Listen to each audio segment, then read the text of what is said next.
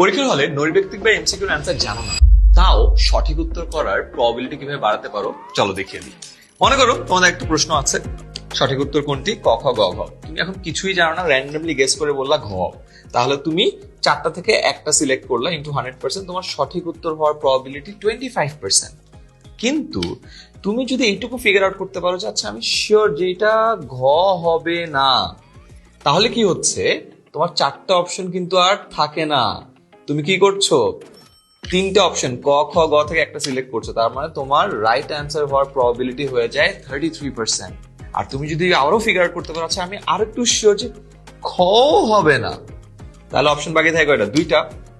সেক্ষেত্রে তোমার সঠিক উত্তর হচ্ছে 2টা থেকে একটা, তার মানে 50%।